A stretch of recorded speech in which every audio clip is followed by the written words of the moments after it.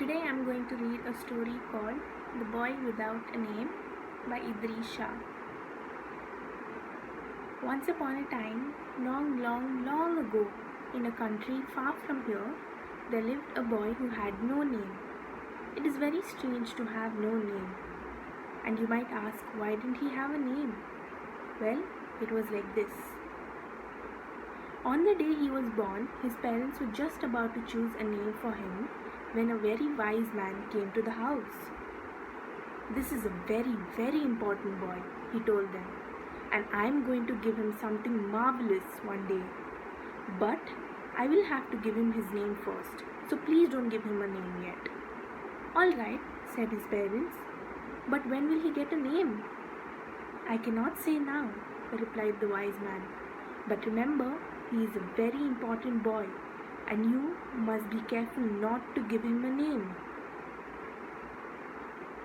So the parents called him Benam, which means nameless in the language of that country, for he was a boy without a name. On the day Nameless went to see his friend who lived in the next house, "Everybody has a name, and I would like to have one too. Do you have a name and can you give me one?" he asked. The other boy said, "I have only one name. It is Anwar. That's my name and I need it. If I gave it to you, what would I do for a name? Besides, what would you give me if I did give you my name? You haven't got anything." "I've got a dream I don't want." "I could give you that," said Nameless. "But how can he find out how to get a name and how to pass on a dream from one person to another?" asked Anwar. "I know," replied Nameless. "Let's go and ask the wise man." Now, the wise man knew everything, and he fortunately did not live very far away. So Nameless and Anwar went to his house and they knocked on the door. As soon as he saw them, the wise man said, "Come in, Nameless and Anwar," even though he had never seen them before. "How did you know who we were?" they asked. "I know many things, and besides, I was expecting you. Sit down here and I'll see what I have in my magic boxes," he continued. So the boy sat down on the cushions behind the wise man, and he took up a small box, saying, "This is a magic box, and it's absolutely full of all kinds of names. You just see." And when he opened the lid of the box, the boys could hear all the names in it. There were all kinds of names. Names, names, names. Names saying themselves. Names saying other names. Names saying names from all the countries of the world.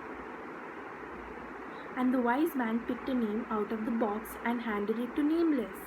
And the name jumped onto his hand, ran up his arm, and sprang onto his shoulder, and then it went into his ear and right into his head. And suddenly he knew that he had a name. "Hooray! Hooray!" he said. "I've got a name. I'm Husni." Husni was his name. Then Anwar cried out, "But I want the dream that Husni promised me." "Patience, my boy," said the wise man. And he picked up another box and opened its lid. "This is a box of dreams that people don't want," he said. "You just stroke your head to take the dream out of it, Husni, and then put the dream into this box." And Husni did so, and sure enough, when he stroked his head, he found that the dream came into his hand, and when he put his hand down near the box, the dream popped into the box. Then the wise man took up another box, and he opened the lid and said, "This box is full of wonderful dreams." And the two boys could see all sorts of marvelous dreams inside it. Wonderful, wonderful dreams. "I'm going to give you one dream each," said the wise man. And then he asked them each to pick a dream, and they did. And the dreams, as soon as they caught hold of them, ran up their arms, onto their shoulders, into their ears, and right into their heads, just as Husni's name had done. And after that, forever and ever, Husni had a name.